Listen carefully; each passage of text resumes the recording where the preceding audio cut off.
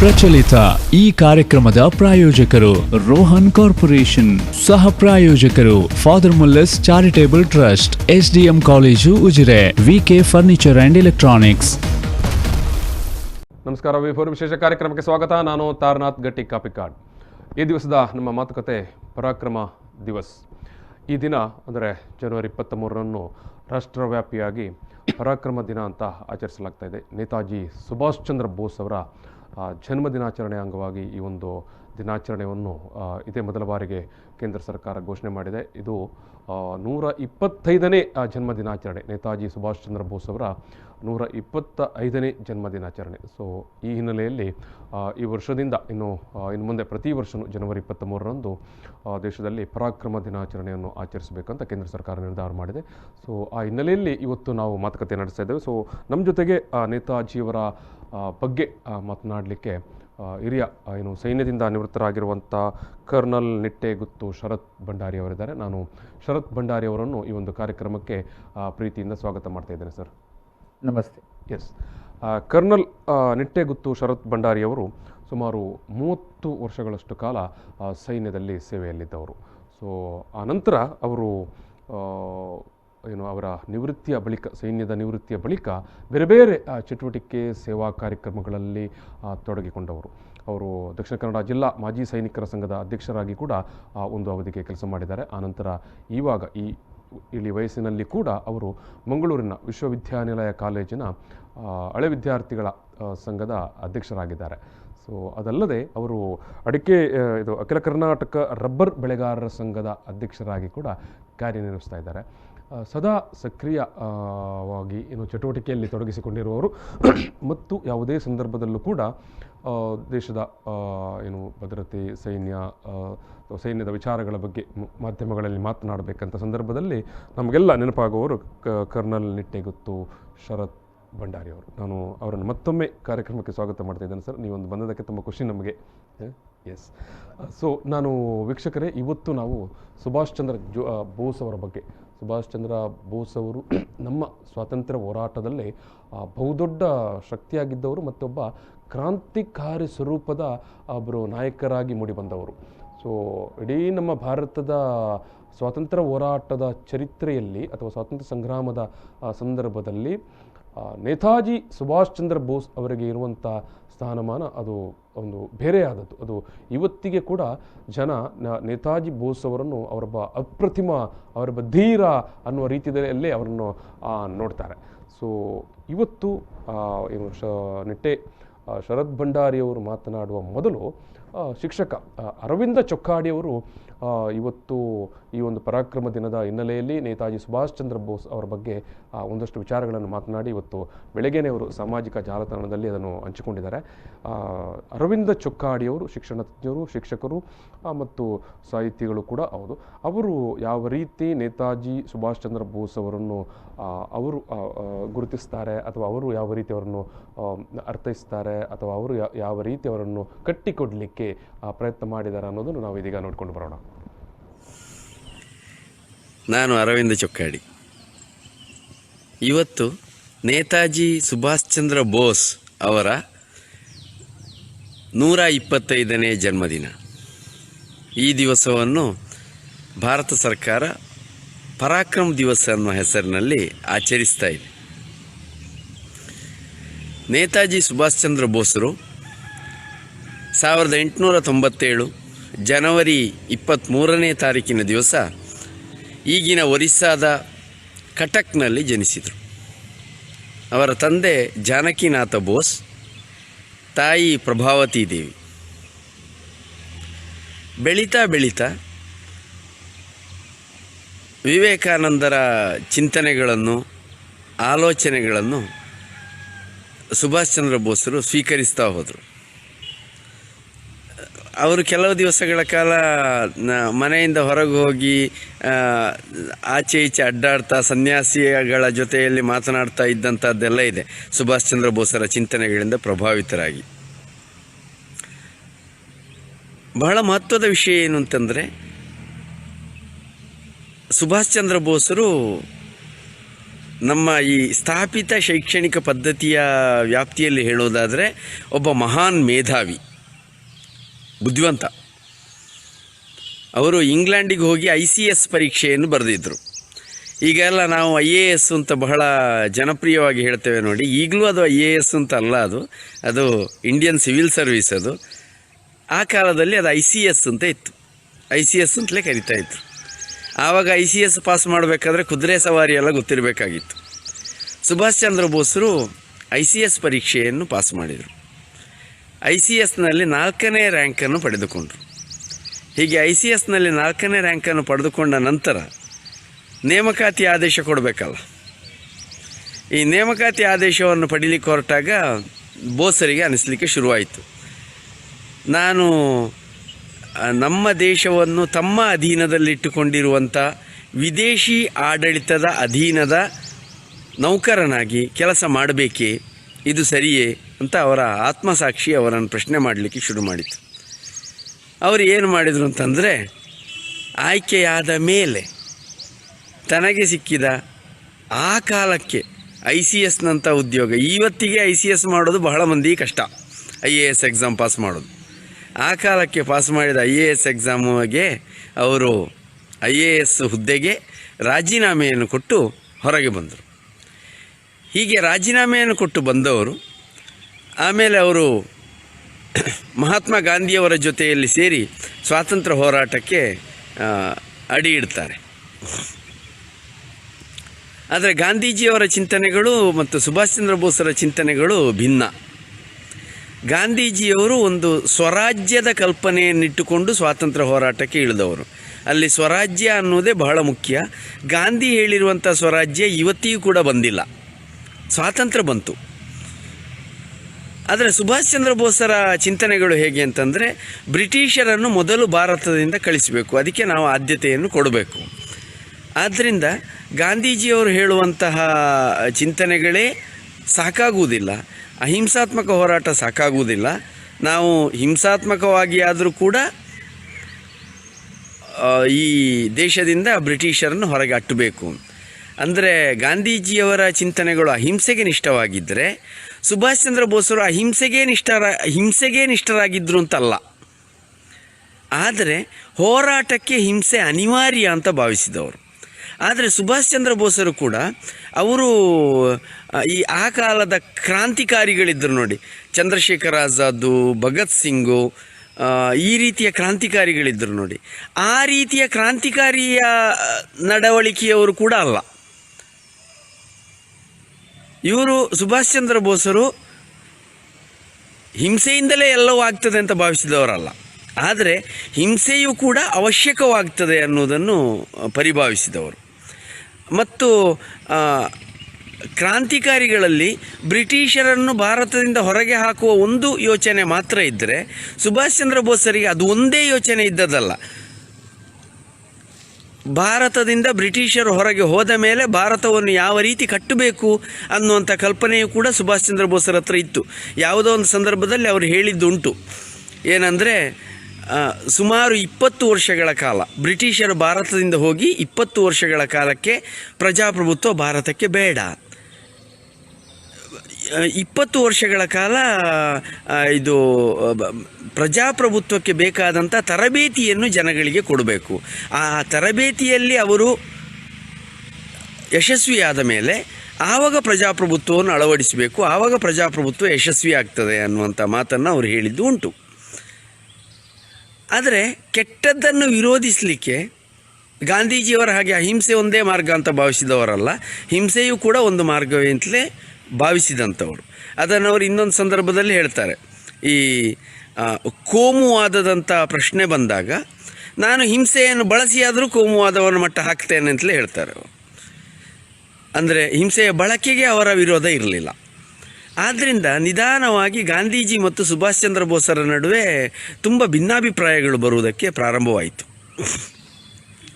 ಈ ಭಿನ್ನಾಭಿಪ್ರಾಯಗಳು ಬಂದಾಗೆಲ್ಲ ಅದನ್ನು ಪರಿಹಾರ ಮಾಡ್ತಾ ಬಂದವರು ಜವಾಹರ್ಲಾಲ್ ನೆಹರು ಅವರು. ಯಾಕೆಂತಂದರೆ ಜವಾಹರ್ಲಾಲ್ ನೆಹರು ಅವರು ಕೂಡ ಸಮಾಜವಾದಿ ಚಿಂತನೆಯನ್ನು ಹೊಂದಿದವರಾಗಿದ್ದರು, ಸುಭಾಷ್ ಚಂದ್ರ ಬೋಸರು ಕೂಡ ಸಮಾಜವಾದಿ ಚಿಂತನೆಯನ್ನು ಹೊಂದಿದವರಾಗಿದ್ದರು. ಇಬ್ಬರು ಗಾಂಧೀಜಿಗಿಂತ ಕಿರಿಯರಾಗಿದ್ದರು. ಆದ ಕಾರಣ ಅವರವರ ನಡುವೆ ಸ್ನೇಹ ಬಹಳ ಸುಲಭವಾಗಿ ಆಗಿತ್ತು. ಆದರೆ ಸುಭಾಷ್ ಚಂದ್ರ ಬೋಸರು ಒಂದು ಹಂತದ ನಂತರ ಗಾಂಧೀಜಿಯವರ ಚಿಂತನೆಯನ್ನು ಅವರಿಗೆ ಒಪ್ಪಿಕೊಳ್ಳುವುದಕ್ಕೆ ಸಾಧ್ಯವಾಗಲಿಲ್ಲ. ಈ ಸಾಧ್ಯ ಆಗದೇ ಇರುವುದಕ್ಕೆ ಅನೇಕ ವರ್ಷನ್ಗಳು ಕೂಡ ಇವೆ. ಸುಭಾಷ್ ಚಂದ್ರ ಬೋಸರನ್ನು ಗಾಂಧಿಯಿಂದ ಅಗಲಿಸಬೇಕು ಅನ್ನುವಂಥ ಒಂದು ಪ್ಲ್ಯಾನು ಬ್ರಿಟಿಷ್ ಸರ್ಕಾರ ಮಾಡಿತ್ತು. ಆ ಬ್ರಿಟಿಷ್ ಸರ್ಕಾರವು ಕೂಡ ಇದರ ನಡುವೆ ಪರೋಕ್ಷವಾಗಿ ಕೆಲಸ ಮಾಡಿದೆ ಅನ್ನುವಂಥ ಒಂದು ವಾದವೂ ಕೂಡ ಇದೆ. ಈ ನಡುವೆ 1924ರಲ್ಲಿ ಚೌರಿ ಚೌರಾ ಘಟನೆಯ ಕಾರಣಕ್ಕಾಗಿ ಗಾಂಧೀಜಿಯವರು ಚೌರಿ ಚೌರಾದಲ್ಲಿ ಜನಗಳು ಹಿಂಸಾತ್ಮಕವಾಗಿ ವರ್ತಿಸಿದ್ದಕ್ಕಾಗಿ ಗಾಂಧೀಜಿಯವರು ಅಸಹಕಾರ ಚಳವಳಿಯನ್ನು ಹಿಂದಕ್ಕೆ ತಗೊಳ್ತಾರೆ. ಆವಾಗ CR ದಾಸ್, ಚಿತ್ತರಂಜನ್ ದಾಸ್ ಅನ್ನುವಂಥವರು ಸ್ವರಾಜ್ಯ ಪಕ್ಷ ಅನ್ನೋದನ್ನು ಸ್ಥಾಪನೆ ಮಾಡ್ತಾರೆ. ಸುಭಾಷ್ ಚಂದ್ರ ಬೋಸರು ಚಿತ್ತರಂಜನ್ ದಾಸ್ ಅವರಿಗೆ ಆಪ್ತರು. ಸುಭಾಷ್ ಚಂದ್ರ ಬೋಸರು ಕೂಡ ಚಿತ್ತರಂಜನ್ ದಾಸ್ ಅವರ ಜೊತೆಯಲ್ಲಿ ಸೇರಿ ಸ್ವರಾಜ್ಯ ಪಕ್ಷಕ್ಕಾಗಿ ಒಂದಷ್ಟು ಕೆಲಸಗಳನ್ನು ಮಾಡಿದರು. ಆನಂತರ ಅವರು ಫಾರ್ವರ್ಡ್ ಬ್ಲಾಕ್ ಅನ್ನುವಂಥ ಪಕ್ಷವನ್ನು ಸ್ಥಾಪಿಸಿದ್ರು. ಆ ಫಾರ್ವರ್ಡ್ ಬ್ಲಾಕ್ ಪಕ್ಷ ಇವತ್ತಿಗೂ ಕೂಡ ಸಾಂಕೇತಿಕವಾಗಿ ಇದೆ. ಮೊದಲೆಲ್ಲ ಫಾರ್ವರ್ಡ್ ಬ್ಲಾಕಿಂದ ಒಬ್ಬರೋ ಇಬ್ಬರೋ MP ಇರ್ತಾಯಿದ್ರು. ಫಾರ್ವರ್ಡ್ ಬ್ಲಾಕ್ ಅನ್ನುವಂಥ ಪಕ್ಷವನ್ನು ಸ್ಥಾಪನೆ ಮಾಡಿದರು. ಆ ನಂತರದ ಹಂತದಲ್ಲಿ ಸುಭಾಷ್ ಚಂದ್ರ ಬೋಸರು ಬಹಳ ತೀವ್ರವಾಗಿ ತಮ್ಮನ್ನು ತಾವು ತೊಡಗಿಸಿಕೊಂಡರು. ಅಂದರೆ ಆ ಕಾಲಕ್ಕೆ ವಿದೇಶದ ಸಂಪರ್ಕ, ವಿದೇಶಾಂಗ ನೀತಿಯ ಬಗ್ಗೆ ಸಾಕಷ್ಟು ತಿಳಿದಿದ್ದವರು ಸುಭಾಷ್ ಚಂದ್ರ ಬೋಸರು. ಒಂದು ಹಂತದಲ್ಲಿ ಏನಾಗ್ತದೆ ಅಂತಂದರೆ, ಸುಭಾಷ್ ಚಂದ್ರ ಬೋಸರ ಈ ಹೋರಾಟವನ್ನು ಸಹಿಸಲಿಕ್ಕಾಗದೆ ಬ್ರಿಟಿಷ್ ಸರ್ಕಾರ ಸುಭಾಷ್ ಚಂದ್ರ ಬೋಸರನ್ನು ಗೃಹಬಂಧನಕ್ಕೆ ತಳ್ತದೆ.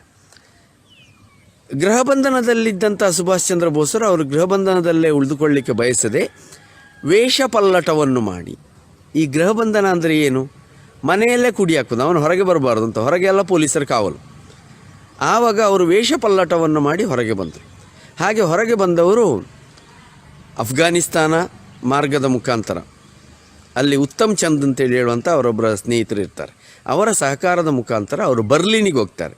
ಬರ್ಲಿನ್ ಅಂದರೆ ಜರ್ಮನಿಯಲ್ಲಿದೆ. ಬರ್ಲಿನಿಗೆ ಹೋದವರು ಹಿಟ್ಲರ್ನನ್ನು ಭೇಟಿಯಾಗ್ತಾರೆ. ಹಿಟ್ಲರ್ ಅನ್ನೋನು ಸರ್ವಾಧಿಕಾರಿ. ಹಿಟ್ಲರನ್ನು ಯಾಕೆ ಭೇಟಿಯಾಗ್ತಾರೆ ಅಂತಂದರೆ, ಹಿಟ್ಲರ್ ಕೂಡ ಬ್ರಿಟಿಷರ ವಿರುದ್ಧ ಹೋರಾಡ್ತಾ ಇದ್ದ, ಯುದ್ಧ ಮಾಡ್ತಾ ಇದ್ದ. ಬ್ರಿಟಿಷರ ವಿರುದ್ಧ ಇರುವ ಎಲ್ಲ ಶಕ್ತಿಗಳನ್ನು ಒಟ್ಟು ಮಾಡಿ ನಾವು ಹೋರಾಟವನ್ನು ಮಾಡಿ ಬ್ರಿಟಿಷರನ್ನು ಓಡಿಸಬೇಕು ಅನ್ನೋದು ಸುಭಾಷ್ ಚಂದ್ರ ಬೋಸರ ಚಿಂತನೆ. ಹಾಗಾಗಿ ಅವರು ಹಿಟ್ಲರ್ನ ಸ್ನೇಹವನ್ನು ಪಡ್ಕೊಳ್ತಾರೆ. ಆ ವೇಳೆಗೆ ಏನಾಗ್ತದೆ ಅಂತಂದರೆ, ಇಲ್ಲಿ ಪೂರ್ವ ಏಷ್ಯಾದಲ್ಲಿ ಒಂದು ಸಂಗತಿ ನಡೀತದೆ. ಅದೇನು ಅಂತಂದರೆ, ಭಾರತದಲ್ಲಿ ಇದನ್ನು ಪ್ರತ್ಯೇಕವಾಗಿ ನೀವು ಅರ್ಥ ಮಾಡ್ಕೊಳ್ಬೇಕು, ಇಲ್ಲ ಇದ್ರೆ ಗೊತ್ತಾಗೋದಿಲ್ಲ. ತುಂಬ ಜನರಿಗೆ ಇದು ಸರಿಯಾಗಿ ತಿಳುವಳಿಕೆ ಇಲ್ಲ. ಭಾರತದಲ್ಲಿ ಇದ್ದ ಬ್ರಿಟಿಷರ ಸೈನ್ಯ. ಇದು ಶಿಕ್ಷಕ ಅರವಿಂದ ಚೊಕ್ಕಾಡಿಯವರು ನೇತಾಜಿ ಸುಭಾಷ್ ಚಂದ್ರ ಬೋಸ್ ಅವರ ಬಗ್ಗೆ ನೀಡಿರುವಂಥ ವಿವರಣೆ. ವೀಕ್ಷಕರೇ, ಈಗ ನಾವು ಒಂದು ಸಣ್ಣ ಬ್ರೇಕ್ ತಗೊಳ್ತೀವಿ. ಬ್ರೇಕ್ ನಂತರ ನಾನು ನಿಟ್ಟೆಗುತ್ತು ಶರತ್ ಭಂಡಾರಿ ಅವರ ಜೊತೆಗೆ ಮಾತಾಡ್ತೇನೆ. ಆಮೇಲೆ ಬಹುಮುಖ್ಯವಾಗಿ ನೇತಾಜಿಯವರ ಬದುಕಿನ ಬಗ್ಗೆ ಅವರನ್ನು ನೆನಪಿಸುವಂಥ ಅನೇಕ ವಿಚಾರಗಳನ್ನು ಇವತ್ತು ಭಂಡಾರಿ ಅವರು ನಮ್ಮ ಜೊತೆಗೆ ಮಾತಾಡಲಿಕ್ಕಿದ್ದಾರೆ. ಈಗ ಒಂದು ಸಣ್ಣ ಬ್ರೇಕ್. ಪ್ರಚಲಿತ ಈ ಕಾರ್ಯಕ್ರಮದ ಪ್ರಾಯೋಜಕರು ರೋಹನ್ ಕಾರ್ಪೊರೇಷನ್, ಸಹ ಪ್ರಾಯೋಜಕರು father Muller's charitable trust, SDM college Ujire, VK furniture and electronics. ಪರಾಕ್ರಮ ದಿವಸ್, ಈ ವಿಚಾರವಾಗಿ ನಾವು ಇವತ್ತು ಮಾತಾಡ್ತಾ ಇದ್ದೇವೆ. ನೇತಾಜಿ ಸುಭಾಷ್ ಚಂದ್ರ ಬೋಸ್ ಅವರ 125ನೇ ಜನ್ಮದಿನಾಚರಣೆಯನ್ನು ಇವತ್ತು ಕೇಂದ್ರ ಸರ್ಕಾರ ಪರಾಕ್ರಮ ದಿವಸ ಅಂತ ಆಚರಿಸಿದೆ ದೇಶವ್ಯಾಪಿಯಾಗಿ. ನೇತಾಜಿ ಸುಭಾಷ್ ಚಂದ್ರ ಬೋಸ್ ಅವರ ಬದುಕು, ಅವರ ಒಂದು ಸಾಹಸಮಯವಾದ ಹೋರಾಟದ ಬದುಕು, ಅವರು ಸ್ವಾತಂತ್ರ್ಯಕ್ಕಾಗಿ ಮಾಡಿದಂಥ ತ್ಯಾಗ, ಈ ಎಲ್ಲ ವಿಚಾರಗಳನ್ನು ಇವತ್ತು ನೆನಪಿಸಿಕೊಳ್ಳುವುದು ನಮ್ಮ ಕರ್ತವ್ಯ ಮತ್ತು ನಮ್ಮ ಧರ್ಮ. ಈ ಹಿನ್ನೆಲೆಯಲ್ಲಿ ನಾವು ಈಗಾಗಲೇ ಆರಂಭದಲ್ಲಿ, ಈ ಒಂದು ಶೋಧ ಆರಂಭದಲ್ಲಿ ಶಿಕ್ಷಕ ಅರವಿಂದ ಚೊಕ್ಕಾಡಿಯವರು ಅವರು ಕಂಡಂಥ ಸುಭಾಷ್ ಚಂದ್ರ ಬೋಸ್ ಅವರನ್ನು ಅವರು ಕಟ್ಟಿಕೊಟ್ಟ ಬಗೆಯನ್ನು ನಾವು ನೋಡಿದೆವು. ನಮ್ಮ ಜೊತೆಗೆ ಇವತ್ತು ಸ್ಟುಡಿಯೋದಲ್ಲಿ ನಿವೃತ್ತ ಮಾಜಿ ಸೈನಿಕರಾಗಿರುವಂಥ ಕರ್ನಲ್ ನಿಟ್ಟೆಗುತ್ತು ಶರತ್ ಭಂಡಾರಿ ಅವರಿದ್ದಾರೆ.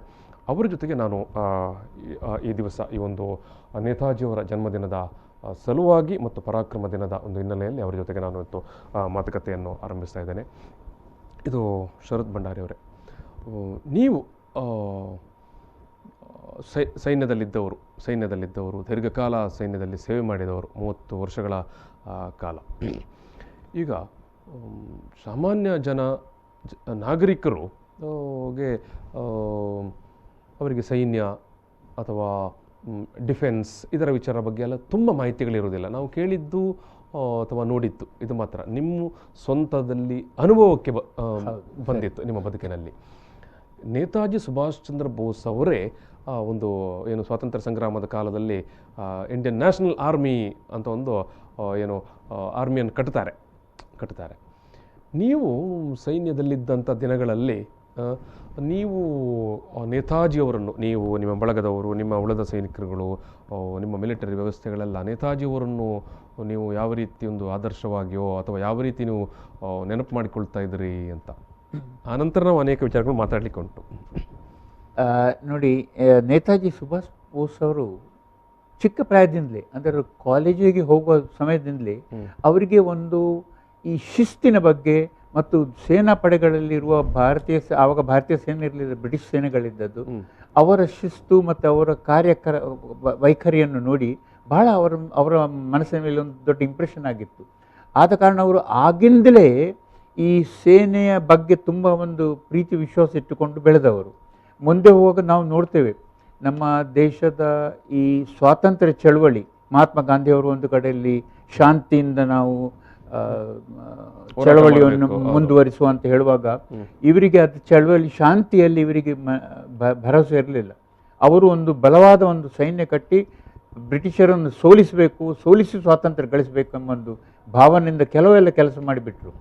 ಉದಾಹರಣೆಗೆ ಇವರು ಇಲ್ಲಿ ಭಾರತದಲ್ಲಿ ಇರುವಾಗ, ಮುಂಚೆ ನಾನು ಅಲ್ಲಿಂದ ಶುರು ಮಾಡ್ತೀನಿ. ಇವರೊಂದು ಇಂಗ್ಲೆಂಡ್ನಲ್ಲಿ ಇರುವಾಗ 1923ರಲ್ಲಿ ICSಗೆ ಸೆಲೆಕ್ಟ್ ಆಗಿದ್ರು, ಇಂಡಿಯನ್ ಸಿವಿಲ್ ಸರ್ವಿಸಿಗೆ. ಅದು ಯಾಕಂತ ಹೇಳಿದ್ರೆ ಇವರು ಒಂದು ದೊಡ್ಡ ಮನೆತನದವರು, ಅರಿಸ್ಟೋಕ್ರಾಟಿಕ್ ಫ್ಯಾಮಿಲಿ ಅವರು. ಇವರು 14 ಮಕ್ಕಳರಲ್ಲಿ ಇವರು ಒಬ್ಬ 7ನೇ ಮಗ. ಇವರನ್ನು ಇವರ ತಂದೆ ಇಂಗ್ಲೆಂಡ್ಗೆ ಕಳಿಸಿದ್ರು ವಿದ್ಯಾಭ್ಯಾಸಕ್ಕಾಗಿ. ಇವರು ಅಲ್ಲಿ ಹೋಗಿ ಒಂದು ಡಿಗ್ರಿ ಪಡ್ಕೊಂಡು, ಕೇಂಬ್ರಿಡ್ಜ್ ಯೂನಿವರ್ಸಿಟಿಯಿಂದ ಒಂದು ಡಿಗ್ರಿ ಪಡ್ಕೊಂಡು ICS ಪರೀಕ್ಷೆಗೆ ಕುಳಿತುಕೊಂಡ್ರು. 4ನೇ ಸ್ಥಾನದಲ್ಲಿ ಪಾಸಾದರು ICS ಅನ್ನು. ಆ ಕಾಲದಲ್ಲಿ ICS ಅಂತೇಳಿ ಈಗಿನ IAS ಉಂಟಲ್ಲ, ಅದರ ದೊಡ್ಡಣ್ಣ. ಅವರು ICS ಆಗುವುದಂತ ಹೇಳಿದ್ರೆ ಬಹಳ ದೊಡ್ಡ ಸಂಗತಿ. ಅದು ಭಾರತೀಯನಿಗೆ ICS ಆಗುವುದಂದ್ರೆ ಅದು ಕಷ್ಟದ ಕೆಲಸ. ಅವರಿಗೆ ICS ಸಿಕ್ಕಿತು, ಆದರೆ ಅವರು ICS ತಗೊಳ್ಳಿಲ್ಲ. ಅವರು 1 ವರ್ಷ ಅದನ್ನು ICS ಪಾಸಾಗಿ ಎಲ್ಲ ತಯಾರಿ ಮಾಡಿ ಟ್ರೈನಿಂಗ್ ಮಾಡಿ ಎಲ್ಲ ಅವರಿಗೆ ಭಾರತಕ್ಕೆ ಬಂದು ಕೆಲಸ ತಗೊಳ್ಬೇಕಂತ ಆಗುವಾಗ ಅವರು ರಿಸೈನ್ ಮಾಡಿಬಿಟ್ರು. ಸೊ ಯಾಕಂತ ಹೇಳಿದರೆ ಅವರಿಗೆ ಬ್ರಿಟಿಷರ ಅಡಿಯಲ್ಲಿ ಕೆಲಸ ಮಾಡಲಿಕ್ಕೆ ಮನಸ್ಸಿರಲಿಲ್ಲ. ಇದು ದೊಡ್ಡ ಕಾರಣ. ಅವರು ICSಗೆ ಹೋದದ್ದು ಯಾಕೆ? ಅವರು ಇನ್ನು ವಿದ್ಯಾಭ್ಯಾಸಕ್ಕೆ ತಂದೆಯವರು ಅಲ್ಲಿ ಕಳಿಸುವಾಗ ತಂದೆಯವರಿಗೊಮ್ಮೆ ಮಾತನಾಡುವಾಗೊಮ್ಮೆ ಹೇಳಿದ್ರಂತೆ, ನೀನು ಇಂಗ್ಲೆಂಡಿಗೆ ಹೋಗಿ ಏನು ಮಾಡ್ತಿ, ಅಲ್ಲಿ ಕಲೀಲಿಕ್ಕೆ ನಿನಗೆ ಮನಸ್ಸು ಅಂತ ಇಂಗ್ಲೆಂಡಿಗೆ ಹೋಗ್ತಾ ಇದ್ದೆ, ಮತ್ತೇನು ಮಾಡ್ತೀಯ ಅಂತ. ಆಗ ಹೇಳಿದ್ರಂತೆ, ನಾನು ICS ಆಫೀಸರ್ ಆಗಿ ಬರ್ತೇನೆ, ಇಲ್ಲಿ ICS ಆಫೀಸರ್ ಆಗಿ ಬಂದು ದೇಶದಲ್ಲಿ ನಮ್ಮ ಜನರಿಗೆ ಬೇಕಾಗುವ ಆಡಳಿತವನ್ನು ನಡೆಸಬೇಕು ಅಂತ ನನ್ನಲ್ಲಿ ಹುಮ್ಮನಸ್ಸು ಉಂಟಂತ. ಸೊ ಅದಕ್ಕಾಗಿ ಅವರು ICSಗೆ ಕೂತದ್ದು. ಆದರೆ ಅಲ್ಲಿ ಬ್ರಿಟಿಷ್ ಅವರ ಕಂಟ್ರೋಲ್ ಇತ್ತು ICSನ ಮೇಲೆ. ಅದನ್ನು ನೋಡಿದುಕೊಳ್ಳೋದು ಅವರಿಗೆ ಆಗಲಿಲ್ಲ, ಅಲ್ಲಿ ರಿಸೈನ್ ಮಾಡಿ ಬಂದುಬಿಟ್ರು. ಹಾಗೆ ಬಂದವರು ಭಾರತದಲ್ಲಿ ಮತ್ತೆ ಬೇರೆ ಬೇರೆ ಕಾರ್ಯಕ್ರಮ ಮಾಡಿಕೊಂಡ್ರು. ನ್ಯೂಸ್ ಪೇಪರ್ ಶುರು ಮಾಡಿದರು, ಸ್ವರಾಜ್ ಮತ್ತು ಫಾರ್ವರ್ಡ್ ಅಂತ ನ್ಯೂಸ್ ಪೇಪರ್ ಕಲ್ಕತ್ತಾದಲ್ಲಿ. ಆವಾಗ ಕಲ್ಕತ್ತಾ ಇತ್ತು, ಈಗ ಕೋಲ್ಕತ್ತಾ ಆಗಿದೆ. ಕಲ್ಕತ್ತಾದಲ್ಲಿ ಶುರು ಮಾಡಿದರು. ಇವರ ಆಗಿನ ಬಾಸ್, ಇವರ ನ್ಯೂಸ್ ಪೇಪರ್ನಲ್ಲಿ ಇವರ ಬಾಸು ಚಿತ್ತರಂಜನ್ ದಾಸ್ ಅಂತ. ಈ ಚಿತ್ತರಂಜನ್ ದಾಸ್ ನಮ್ಮ ದೇಶದ ಒಂದು ಸ್ವಾತಂತ್ರ್ಯ ಮೂವ್ಮೆಂಟ್ನಲ್ಲಿ ಬಂಗಾಳನಲ್ಲಿ ಮುಂಚೂಣಿಯಲ್ಲಿ ಇದ್ದವರು, ನಾಯಕ. ಹೌದು. ಸೊ ಅವರೊಟ್ಟಿಗೆ ಕೆಲಸ ಮಾಡಿದರು. ಈಗೆಲ್ಲ ಆದರೂ ಪ್ರತಿ ಸಲ ಇವರ ಮನಸ್ಸು ಒಂದೇ ಇದ್ದದ್ದು ಏನಿದ್ರೆ, ನಮ್ಮ ಭಾರತವನ್ನು ಈ ಬ್ರಿಟಿಷ್ ಆಳ್ವಿಕೆಯಿಂದ ಮುಕ್ತಗೊಳಿಸಬೇಕಾದರೆ ಶಕ್ತಿ ಪ್ರದರ್ಶನ ತೋರಿಸಲೇಬೇಕಾದ ಅವಶ್ಯಕತೆ. ಆದ ಕಾರಣ ಮತ್ತೆ ಅವರು ಇಷ್ಟಾಗುವಾಗ ಏನಾಗಿದೆ, ಇವರು ತುಂಬ ಬೇರೆ ಬೇರೆ ಚಳವಳಿಗಳನ್ನು ಮಾಡಿಕೊಂಡಿದ್ರು. ಇವರನ್ನು ನ್ಯಾಷನಾಲಿಸ್ಟ್ ಅಂತ ಹೇಳಿಕೊಂಡು ಬ್ರಿಟಿಷರು ಅರೆಸ್ಟ್ ಮಾಡಿ ಮ್ಯಾನ್ಮಾರ್ನ ಮಾಂಡಲೇಜ್ಗೆ ಕಳಿಸಿಬಿಟ್ರು. ಅಲ್ಲಿ ಸ್ವಲ್ಪ ಸಮಯ ಇದ್ದು ಅಲ್ಲಿ ಅವರಿಗೆ TB ಬಂತು, ಮತ್ತು ಕ್ಯೂರ್ ಆದರು. ಅವರು ವಾಪಸ್ ಬಂದ ನಂತರ ಅವರನ್ನು ಹೌಸ್ ಅರೆಸ್ಟ್ನಲ್ಲಿ ಇಟ್ಟರು. ಇದು 1940-41 ಇಸ್ವಿಯ ಕತೆ. ಈ ಹೌಸ್ ಅರೆಸ್ಟ್ನಿಂದ ಇವರು ತಪ್ಪಿಸಿಕೊಂಡು ಜರ್ಮನಿಗೆ ಹೋದ ಒಂದು ಕತೆ ಉಂಟು, ಅದುವೇ ಒಂದು ವಿಶೇಷ. ಹೌದು, ಅದು 1941 ನೋಡಿ, ಬ್ರಿಟಿಷ್ ಅಲ್ಲಿದ್ರು, ಇವರಿಗೆ ಒಬ್ಬ ಸಹಾಯ ಮಾಡಲಿಕ್ಕಿದ್ದ. ಇವರು ಅಫ್ಘಾನಿಸ್ತಾನದ ಈ ಮುಸ್ಲಿಂ ಶಲ್ವಾರ್ ಕಮೀಜು ಅಂತ ಡ್ರೆಸ್ಸು ಮಾಡಿ, ಗಡ್ಡ ಬೆಳೆಸಿ, ಮೀಸೆ ಗಡ್ಡ ಬೆಳೆಸಿ, looking like an Afghan cap ಎಲ್ಲ ಹಾಕಿ, ಆ ಒಂದು ಕ್ಯಾಪ್ ಹಾಕಿ, ಹಾಗೆ ಇವರು ರಾತ್ರೋರಾತ್ರಿ ಇಲ್ಲಿಂದ ಅವರ ಮನೆಯಿಂದ ಹೊರಟವರು. ಮತ್ತು ಒಂದು ಬಿಹಾರ್ನಲ್ಲಿ ಒಂದು ರೈಲ್ವೆ ಸ್ಟೇಷನ್ ಉಂಟು, ಆ ರೈಲ್ವೆ ಸ್ಟೇಷನಿಗೆ ಈಗ ನೇತಾಜಿ ಸುಭಾಷ್ ಚಂದ್ರ ಬೋಸ್ ರೈಲ್ವೆ ಸ್ಟೇಷನ್ ಹೆಸರಿಟ್ಟಿದ್ದಾರೆ, ಗೋಂಡಿಯಾ ರೈಲ್ವೆ ಸ್ಟೇಷನು. ಅಲ್ಲಿಂದ ಟ್ರೈನ್ ಹಿಡಿದವರು ಮತ್ತೆ ಅಫ್ಘಾನಿಸ್ತಾನಕ್ಕೆ ಹೋಗುವಾಗ ಇವರಿಗೆ ಮತ್ತೆ ಅಲ್ಲಿ ತಾಪತ್ರೆ ಬಂತು. ಅದೇನು, ಇವರಿಗೆ ಫಸ್ಟು ಭಾಷೆಯ ಒಂದೇ ಒಂದು ಶಬ್ದ ಗೊತ್ತಿಲ್ಲ. ಅಲ್ಲಿ ಅಫ್ಘಾನಿಸ್ತಾನ್ ಡ್ರೆಸ್ನಲ್ಲಿ ಅಫ್ಘಾನ್ನ ಹಾಗೆ ಕಾಣ್ತಾರೆ, ಆದರೆ ಆ ಭಾಷೆ ಗೊತ್ತಿಲ್ಲ. ಇದು ಕೂಡಲೇ ಸಿಕ್ಕಿಬೀಳುವ ಪರಿಸ್ಥಿತಿಯಲ್ಲಿತ್ತು. ಆವಾಗ ಅಫ್ಘಾನಿಸ್ತಾನದಲ್ಲಿ ಅರಸು ಇದ್ದರೂ ಬ್ರಿಟಿಷರ ಅಲ್ಲಿ ಅದರ ಮೇಲೆ ತುಂಬ ಹಿಡಿತ ಇತ್ತು. ಇವರು ಬ್ರಿಟಿಷರ ವಿರುದ್ಧವಾಗಿ ಈಗ ಓಡ್ತಾ ಇರೋದು. ಸೊ ಬ್ರಿಟಿಷರು ಇವರನ್ನು ಹುಡುಕ್ತಾ ಇದ್ದಾರೆ. ಆವಾಗ ಅಲ್ಲಿ ಅಫ್ಘಾನಿಸ್ತಾನದಲ್ಲಿ ಇವರಿಗೆ ಒಬ್ಬ ಮಿತ್ರ ಸಿಕ್ಕಿದ, ಇವ್ರ ಮುಂಚೆನ ಪರಿಚಯ ಇದ್ದವನೇ. ಅವ ಹೇಳಿದ್ದ, ನೀವು ಒಂದು ಕೆಲಸ ಮಾಡಿ, ಇಲ್ಲಿ ನಿಮಗೆ ಫಸ್ಟ್ ಭಾಷೆ ಗೊತ್ತಿಲ್ಲ, ನೀವು ಡಮ್ ಆ್ಯಂಡ್ ಡಫ್ನಾಗೆ ಆ್ಯಕ್ಟ್ ಮಾಡಿ ಅಂತ, ಅಂದರೆ ಬಾಯಿ ಬರೋದಿಲ್ಲ ಅಂತ. So he acted like a dumb and deaf man when he went through Afghanistan. ಯಾರು ಏನು ಕೇಳಿದ್ರು ಕೈ ಅಲ್ಲಿಗೆ. ಸೊ ಹಾಗೆ ಮಾಡಿ ಈ escape. Then he was taken to Russia. Then from there he went to Germany. ಜರ್ಮನಿಯಲ್ಲಿ ಹೋಗಿ ಹಿಟ್ಲರನ್ನು ಮೀಟ್ ಆದರು. ಮೇ 1942 ಅವರು ಹಿಟ್ಲರನ್ನು ಮೀಟ್ ಆಗುವಾಗ ಅವರಿಗೊಂದು ದೊಡ್ಡ ಒಂದು ಇಂಪ್ರೆಷನ್ ಆಯಿತು ಹಿಟ್ಲರನ್ನು ನೋಡಿ, ಆ ಡ್ರೆಸ್ಸು. ಈಗ ನೇತಾಜಿ ಸುಭಾಷ್ ಬೋಸ್ನ ಡ್ರೆಸ್ಸು ನೋಡಿ, ಅದು ಒಂದು ಜರ್ಮನ್ ಆರ್ಮಿಯ ಡ್ರೆಸ್ಸಿನ ಹಾಗೆ ಉಂಟು. ಈವನ್ ಜಪನೀಸ್ ಆರ್ಮಿಗೂ ಹಾಗೇನೆ ಡ್ರೆಸ್ ಇತ್ತು, ಬಟ್ ಜರ್ಮನ್ ಆರ್ಮಿ ಹಾಗೆ ಡ್ರೆಸ್ ಇತ್ತು. ಅವರ ಶೂಸು, ಅವರ ಕ್ಯಾಪ್, ಅವರ ನಡೆಯುವ ಸ್ಟೈಲು, ಕೈಯಲ್ಲೊಂದು ಕೋಲು, ಇದೆಲ್ಲ ಅವರು ಅಲ್ಲಿ ಅವರನ್ನು ನೋಡಿ ಅನುಸರಿಸಿದ್ದು. ಸೊ ಅಲ್ಲಿ ಅವರಿಗೆ ಒಳ್ಳೆ ಇಂಪ್ರೆಷನ್ ಆಯಿತು. ಮಿಲಿಟ್ರಿ ಮೇಲೆ ಆ್ಯಕ್ಷನ್ ಮಾಡಬೇಕಂತಾಯಿತು. ಅಲ್ಲಿ ಏನು ಮಾಡಿದರು ಅವರು, ಅಲ್ಲಿ ಒಂದು ಈ ಜರ್ಮನ್ರು ಇವರಿಗೆ, ಈ ಜರ್ಮನ್ರು ಬ್ರಿಟಿಷನ ಎದುರು ಯುದ್ಧ ಮಾಡ್ತಾಯಿದ್ರು. ಎರಡನೇ ಮಹಾಯುದ್ಧದ ನಡುವಿನಲ್ಲಿ ಆಗ್ತಾ ಇರುವ ವಿಷಯ. ಇವರಿಗೆ ಒಂದು 3,500-4,000 ಈ ನಾರ್ತ್ ಆಫ್ರಿಕಾದ ಆಫ್ರಿಕಾ ಕೋರ್ನ ಕ್ಯಾಂಪೇನ್ನಲ್ಲಿ field marshal Erwin Rommel, German general, ಅವರು ಸೆರೆ ಹಿಡಿದ ಭಾರತೀಯ ಸೈನಿಕರನ್ನು, ಈ ನಾರ್ತ್ ಆಫ್ರಿಕಾದ ಯುದ್ಧದಲ್ಲಿ ಭಾರತೀಯ ಸೈನಿಕರು 1-2 ಲಕ್ಷ ಸೈನಿಕರು ಇದ್ದರು, ಭಾರತದಿಂದ ಹೋದವರು, ಬ್ರಿಟಿಷ್ ಆಳ್ವಿಕೆಯ ಸೇನೆ ಅಡಿಯಲ್ಲಿ ಅಲ್ಲಿ ಯುದ್ಧದಲ್ಲಿ ಪಾಲ್ಗೊಳ್ಳಿಕ್ಕೆ ಹೋದವರು. ಅದರಲ್ಲಿ ಸೆರೆ ಹಿಡಿದ ಈ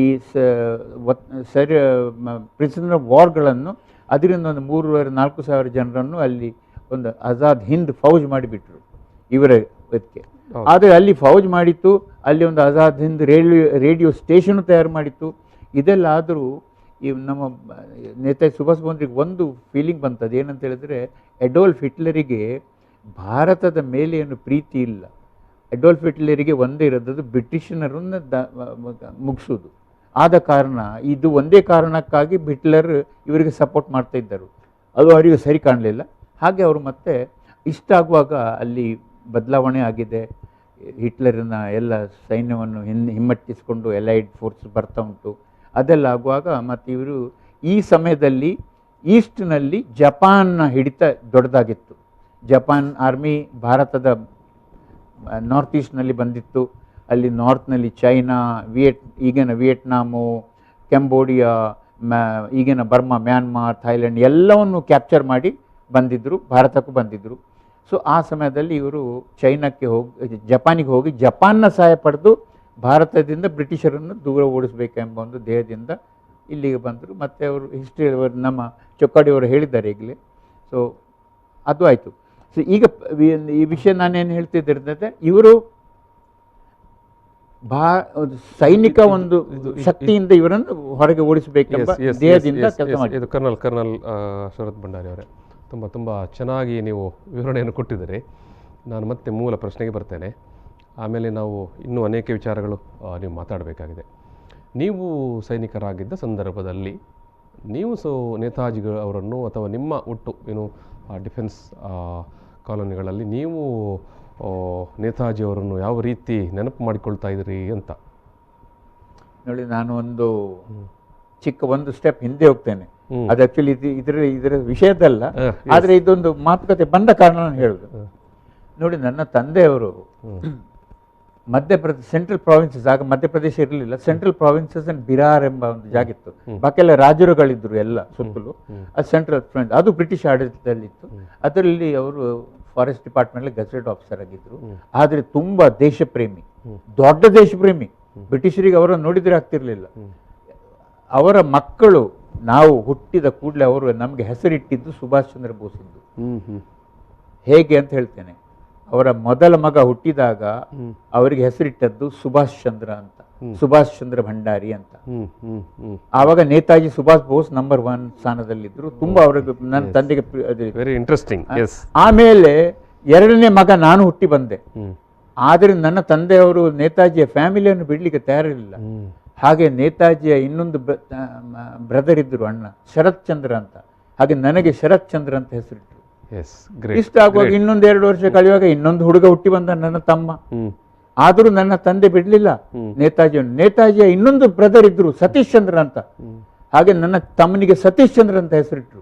ಸೊ ನೋಡಿ, ನಮಗೆ ಆವಾಗಿನಿಂದಲೇ ನೇತಾಜಿ ಸುಭಾಷ್ ಬೋಸ್ನ ಮೇಲೆ ಒಂದು ವಿಶ್ವಾಸ, ಒಂದು ಪ್ರೀತಿ, ಒಂದು ಪ್ರೇಮ ಇತ್ತು, ಅವರ ಮೇಲೆ ಒಂದು ಭಕ್ತಿ ಇತ್ತು ನಮಗೆ.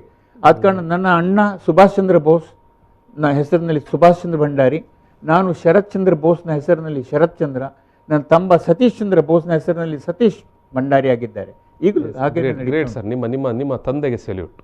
Thank you sir, thank you very much. ತುಂಬ ಅರ್ಥಪೂರ್ಣ ನಿಮ್ಮ ಉಪಸ್ಥಿತಿ ಇವತ್ತು. ನೇತಾಜಿಯವರ ಬಗ್ಗೆ ಮಾತನಾಡಲಿಕ್ಕೆ ನಿಮ್ಮ ಉಪಸ್ಥಿತಿ ತುಂಬ ಅರ್ಥಪೂರ್ಣ ಇವತ್ತು. ಎಸ್, ಈ ಮಧ್ಯೆ ನಾವು ಒಂದು ಸಣ್ಣ ಬ್ರೇಕ್ ತಗೊಳ್ಳೋ. ಬ್ರೇಕ್ ನಂತರ ಈ ಸಂವಾದ ಮತ್ತೆ ಮುಂದುವರಿಯುತ್ತದೆ.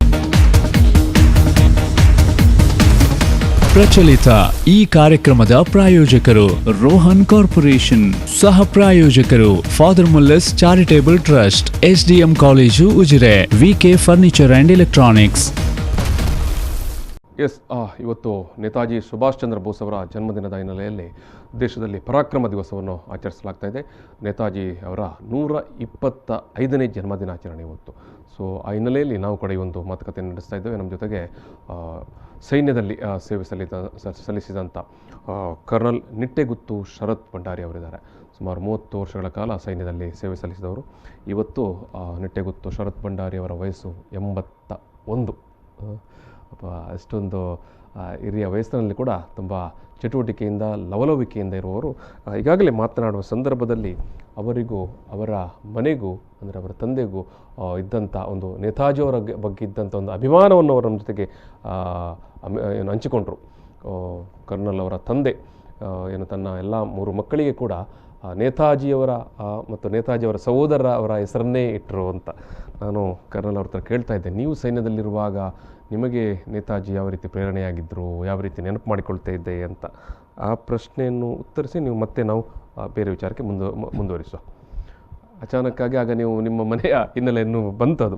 ನಾನು ಏನು ಮಾಡ್ತೇನೆ ಈಗ ನೋಡಿ, ನೇತಾಜಿಯವರ ಕೆಲವು ವಿಶೇಷತೆಗಳು ನಮಗೆ ಭಾರತೀಯ ಸೇನಾ ಪಡೆಗಳಲ್ಲಿ ನಮಗೆ ಅಧಿಕಾರಿಗಳಿಗೆ ಒಂದು ಇರ್ತದೆ. ಅದೇನಂತ ಒಂದು ಉದಾಹರಣೆಗೆ, ನಮ್ಮ ಭಾರತೀಯ ಸೇನಾ ಪಡೆಗಳು ಕಂಪ್ಲೀಟ್ಲಿ ಸೆಕ್ಯುಲರ್ ಆರ್ಗನೈಸೇಷನ್.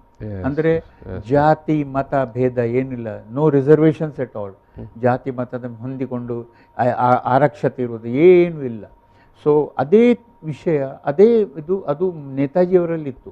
ಅವರ ಒಂದು ದೊಡ್ಡ ಶಕ್ತಿ ಏನಂತ ಹೇಳಿದ್ರೆ ಡೈವರ್ಸಿಟಿ. ರಿಲಿಜನ್ನ ಮೇಲೆ ಏನು ವ್ಯತ್ಯಾಸ ತೋರಿಸ್ತಿರ್ಲಿಲ್ಲ, ಜೆಂಡರ್ನ ಮೇಲೆ ವ್ಯತ್ಯಾಸ ಇರಲಿಲ್ಲ. ಮಹಿಳೆಯರಿರಲಿ, ಗಂಡಸರಿರಲಿ, ಹೆಂಗಸರಿರಲಿ, ಎಲ್ರಿಗೂ ಒಂದೇ ಸಮಾನವಾಗಿ ಅವರು ನೋಡ್ತಿದ್ರು. ಅದು ನೇತಾಜಿ ಅವರು ಕಟ್ಟಿದ ಆಜಾದ್ ಹಿಂದ್ ಫೌಜ್, ಅದು ಇಂಡಿಯನ್ ನ್ಯಾಷನಲ್ ಆರ್ಮಿಯ ಅದರ ಮಹಿಳಾ ವಿಂಗ್. ಮಹಿಳಾ ವಿಂಗ್ಗೆ ಅದಕ್ಕೆ ಬ್ರಿಗೇಡಿಯರ್ ಕಮಾಂಡರ್ ಆಗಿ ಕ್ಯಾಪ್ಟನ್ ಲಕ್ಷ್ಮೀ ಸೈಗಲ್ ಅವರಿದ್ದರು. ಲಕ್ಷ್ಮೀ ಸ್ವಾಮಿನಾಥನ್, ಲಕ್ಷ್ಮೀ ಸೈಗಲ್ ಅವರು ಕ್ಯಾಪ್ಟನ್ ಲಕ್ಷ್ಮಿ ಅವರ ಒರಿಜಿನಲ್ ಹೆಸರು ಸ್ವಾಮಿನಾಥನ್.